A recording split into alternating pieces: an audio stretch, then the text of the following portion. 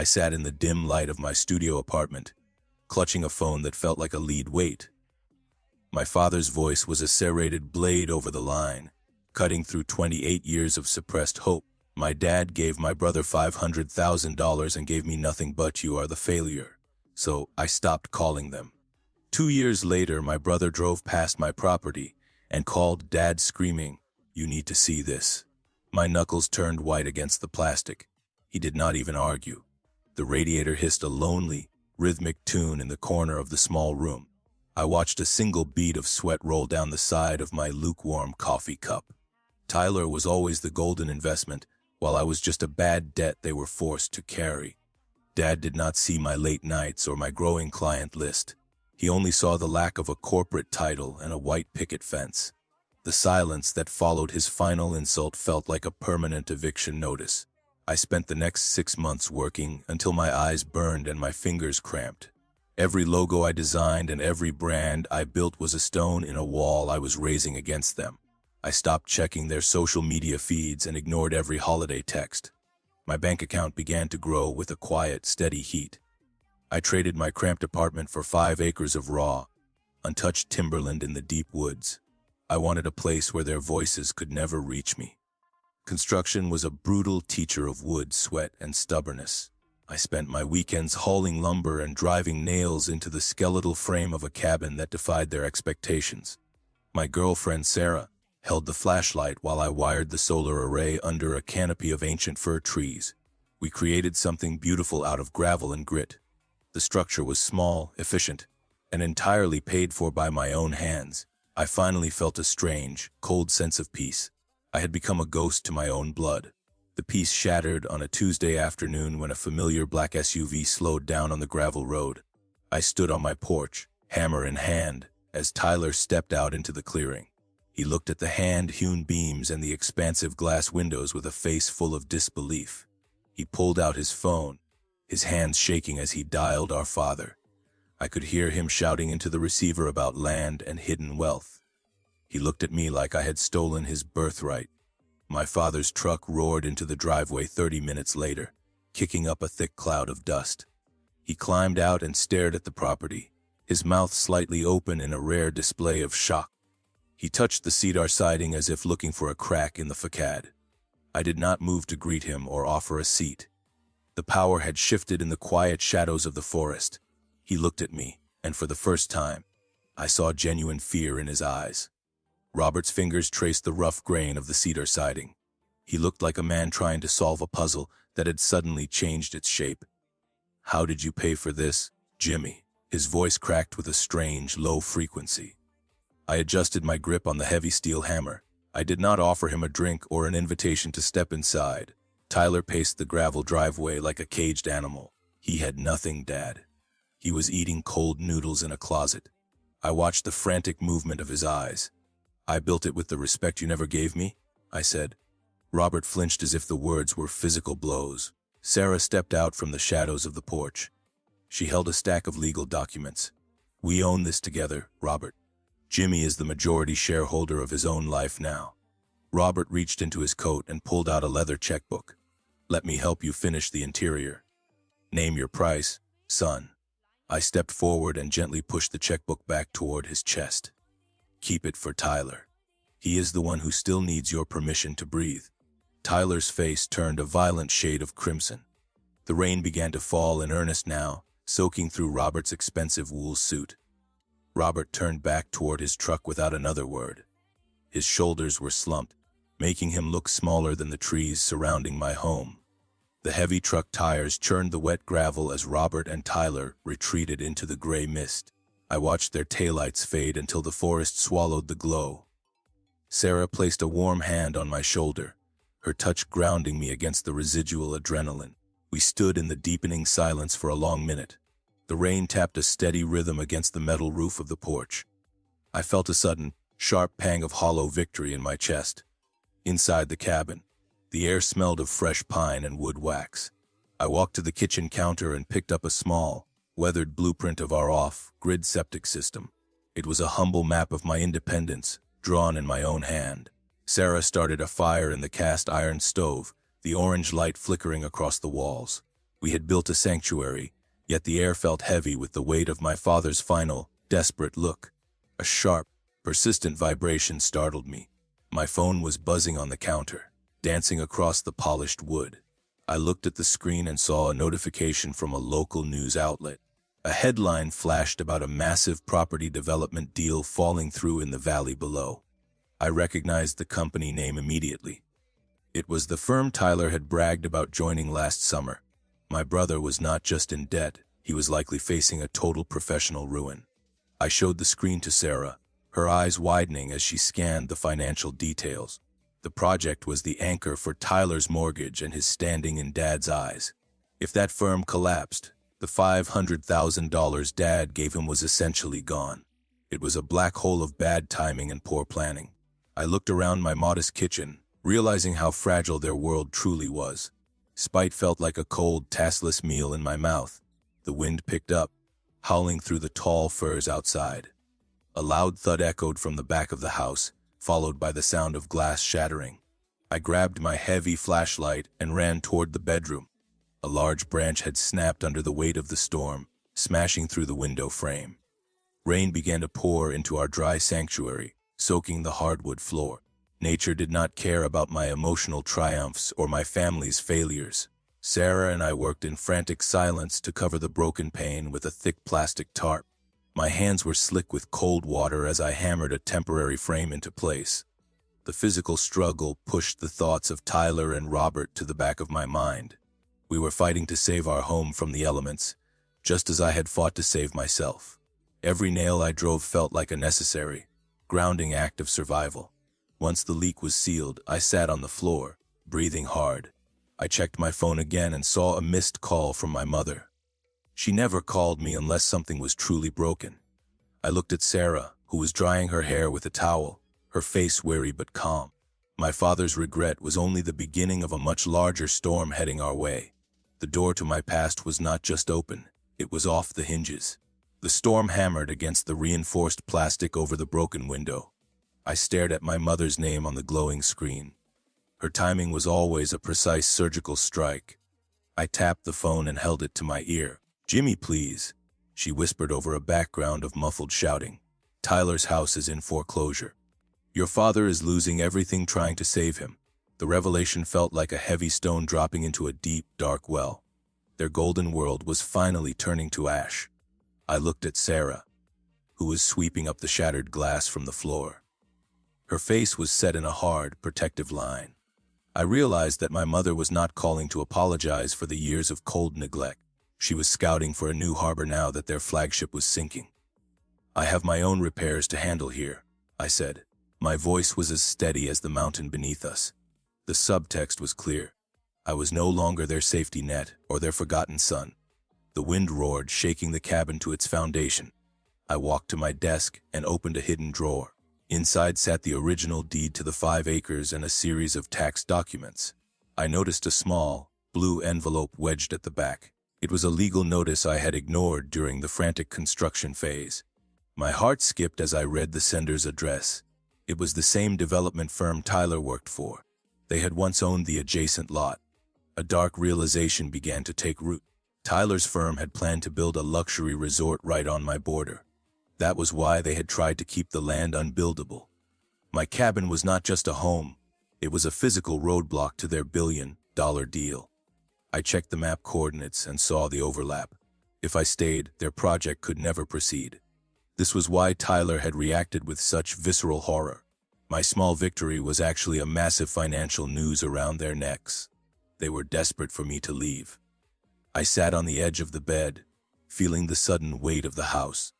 The rain turned into a freezing sleet, tapping like fingernails on the roof. "They aren't just broke, Sarah," I muttered. "They are legally trapped by this property. If I held my ground, the foreclosure would accelerate. If I sold, I could bail them out and be rich." It was the ultimate test of my resolve. I had to decide if my spite was worth their total destruction. The moral line was blurring. A bright light suddenly swept across the bedroom wall. A car was coming up the muddy trail, fighting the incline. I stood up and grabbed my heavy coat. I expected my father, but a different man stepped out of the vehicle. He was dressed in a suit that cost more than my solar array. He carried a briefcase and a look of practiced, cold authority. This was not a family visit. It was a corporate intervention. The pressure was moving beyond the realm of blood and resentment. The man stood in the rain, refusing to seek cover. He looked at my cabin like it was a stubborn weed in a manicured garden. "Mr. Miller, I represent the creditors," he shouted over the wind. "We have a highly lucrative offer to discuss regarding your relocation." I felt a chill that had nothing to do with the weather. Sarah stood behind me, her hand resting on the door frame. Then, my phone buzzed again with a text from Tyler. "Don't sign anything until we talk," it read. The man in the expensive suit did not blink as the freezing rain lashed his face. He held out a laminated business card like a holy relic. I did not reach for it. My boots were caked in the mud of a land he wanted to erase. "The offer is $3 million, he said, his voice cutting through the howl of the storm. It was a staggering number designed to end all arguments. Sarah stepped closer to me, her breath hitching in the cold air. The temptation was a physical weight. Inside, the cabin felt smaller than it had an hour ago. The orange glow of the wood stove seemed fragile against the corporate shadow outside. I looked at the legal notice from the hidden drawer once more. The development firm was not just building a resort, they were salvaging a bankrupt portfolio. My 5 acres held the primary access point for their planned utility grid. Without my signature, their entire project was a pile of useless paper. I held the power to sink or save $1 billion empire. "Tell them to leave, Jimmy," Sarah whispered, her eyes fixed on the man in the rain. She saw the trap behind the money. If I took the payout, I would be bailing out the very people who called me a failure. My father and Tyler would keep their mansions while I became a well-funded nomad. The $3 million was not a gift, it was a bribe to keep the family hierarchy intact. I felt a sudden, sharp clarity. My refusal was the only thing that felt real. I walked out onto the porch and faced the representative. The mud was rising around his Italian leather shoes. "The answer is no," I said. My voice did not shake. He looked stunned, his practiced mask finally slipping to reveal a flash of genuine anger. "You are choosing a shack over a fortune. Your family will lose everything because of your pride." He gestured toward the valley where my brother was currently drowning in debt. I did not move. The silence between us was a declaration. The man retreated to his car, his tires spinning uselessly in the sludge before catching traction. He left behind a trail of deep ruts and a lingering sense of dread. I turned back to the warmth of the cabin, but the peace was gone. My phone lit up again. It was a video message from Tyler. He was sitting in his car, looking haggard and old beyond his years. "Dad is in the hospital, Jimmy. He had a collapse after the suit left. Please." The physical sensation of guilt was a cold needle in my chest. I sat at the kitchen table and stared at the cast iron stove. Sarah did not say a word. She simply made a fresh pot of coffee. She knew the war was no longer about land or money. It was about whether I could survive the destruction of my father. I looked at my scarred hands and thought about the dragons I used to draw as a child. I was still that boy. I grabbed my keys and my heavy coat. I had to see the wreckage for myself. The drive down the mountain was a blur of sweeping wipers and narrow escapes on the icy turns. The hospital was a sterile, bright contrast to the dark woods I had claimed as my own. I found my mother in the waiting room, her face a map of exhaustion. She looked at me and did not offer a hug. She only pointed toward the heavy wooden door of room 412. Tyler was standing by the window, his suit jacket wrinkled and stained with coffee. He looked at me with a mixture of hope and deep-seated resentment. "He keeps asking for you," Tyler said. His voice was hollow, stripped of its usual arrogance. I walked to the side of the bed where Robert lay hooked to a dozen hissing machines. The man who had once loomed like a giant now looked like a fallen tree. He reached out a trembling hand toward my arm. "I saw the plans," Robert whispered, his voice a dry rasp. "I saw what your property did to the deal." He closed his eyes for a long moment. I waited for the demand or the plea for the money. Instead, he pulled a small, tattered piece of paper from under his pillow. It was the drawing of the dragon I had made when I was 7. It was stained and creased, but he had kept it. My heart felt like it was breaking in a new way. "You were always the strongest," he murmured before drifting into a heavy, medicated sleep. I stood there holding the drawing, while Tyler watched from the shadows. The machines continued their rhythmic clicking, marking the time we had lost. I realized then that the $3 million did not matter. The resort did not matter. My father had carried my worth in his pocket for 20 years and never told me.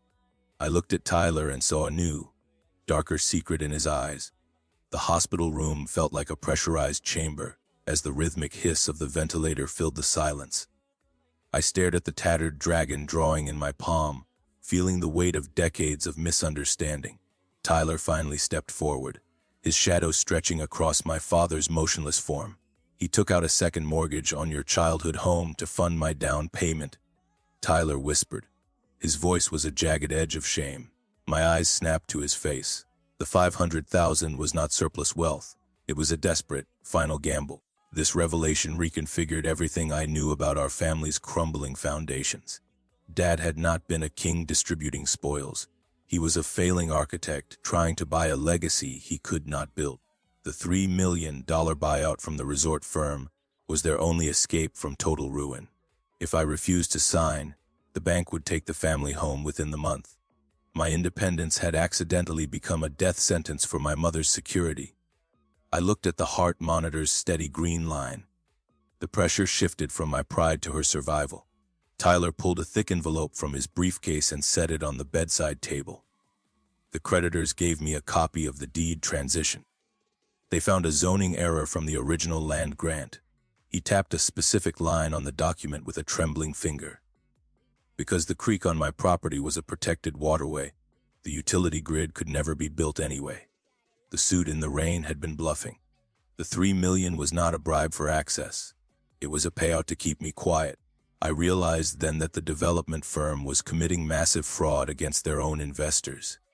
They needed my land to show a viable plan on paper, even though they knew it was legally impossible. If I signed the papers, I was entering a criminal conspiracy. If I went to the authorities, the firm would collapse instantly, taking Tyler's career and Dad's remaining assets with it. I was holding a live grenade in a room full of people I used to love. The power balance was a spinning blade. "You need to walk away, Jimmy," Tyler said, his eyes pleading for a mercy he had never shown me. He was not asking me to save him anymore. He was asking me to let the lie stand so Mom wouldn't end up on the street. I thought about my cabin, the solar panels, and the quiet woods. My sanctuary was built on truth, while their world was a house of cards. I could feel the heat of Sarah's absent presence in my mind. She would tell me to burn it down. I grabbed the envelope and walked out of the room without answering my brother. The hospital corridor was a blur of white tile and the smell of antiseptic. I needed the cold air of the mountain to think.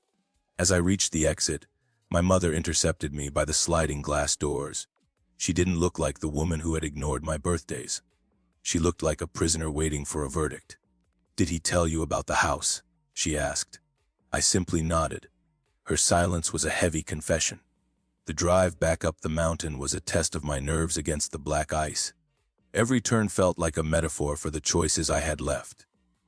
I could save the family home by helping a corporate predator, or I could be free and watch my parents lose everything. I pulled into my driveway and saw Sarah standing on the porch. She was standing guard by the door. Her face was grim. Someone had returned to the property while I was at the hospital. My stomach twisted. A second vehicle was parked behind my shed, hidden by the overgrown brush. It was a plain white sedan with government plates. A woman in a dark windbreaker stepped out, holding a federal badge toward the light. "Mr. Miller, we have been monitoring the resort firm's communications regarding your property." She didn't look like she was there to offer a deal. She looked like she was there to collect evidence. My brother's secret was already out. The firm had been under investigation long before Tyler ever called me. The agent walked toward my porch, her eyes scanning the cabin I had built with my own hands. "We know they offered you money to facilitate a fraudulent utility easement." She stopped at the bottom step and looked up at me. "If you take that money, you become an accomplice. If you testify, we can offer your parents a protected status as victims of the firm's predatory lending." I looked at the dark forest. The micro twist was a jagged relief. I had to betray my brother to save my mother's home. The federal agent waited as the wind died down to a whisper. I looked at the dark wood of my cabin and realized the lie was dead. If I talk, Tyler goes to prison, I said. It was a statement, not a question. She did not look away or offer a hollow comfort. He chose his side when he signed the documents, Mr. Miller. I felt the last cord of my old loyalty snap. I had to choose my own path now. Inside, the cabin felt like a real home for the first time. The truth had a sharp, clean smell like ozone after a storm. I sat at my desk and pulled out a clean sheet of paper. I began to list every interaction with the firm and every threat Tyler had made. My hands did not shake as I wrote. Sarah poured a cup of coffee and set it beside me. We were done hiding from the shadows of my father's failed dreams. The phone rang again, but it was not my mother this time. It was a lawyer from the development firm offering a final, desperate settlement. They were scared of the quiet man on the mountain. I let it go to voicemail without a second thought. I turned back to the federal agent and handed her the folder of evidence. "This is everything," I said. She took the papers and nodded once. The corporate giant was finally starting to bleed. 2 weeks later, the morning sun hit the solar panels with a blinding light. The news reported the arrest of the firm's executive board for widespread financial fraud. Tyler was listed as a key witness, narrowly avoiding a jail sentence by turning on his bosses. My father's medical bills were covered by a state victim fund I had helped secure. The family home was safe, but the family dynamic was gone. I stood on my porch and breathed in the cold mountain air. I drove down to the valley one last time to see Robert. He was sitting in a wheelchair on the porch of the house he almost lost. He looked at me, and I saw a man who finally understood the cost of his pride. He did not ask for money or forgiveness. He simply handed me a small box containing my old art supplies. "Go build something else, Jimmy," he whispered. I took the box and felt the weight of his genuine respect. I returned to my 5 acres as the first snow began to fall. Sarah was waiting by the door with a fire already crackling in the stove. I realized that my worth was never a number in a bank account or a gold medal. It was the ability to stand still while the world tried to move me. I was no longer the failure or the golden child. I was just a man with a home. My dragon was finally real.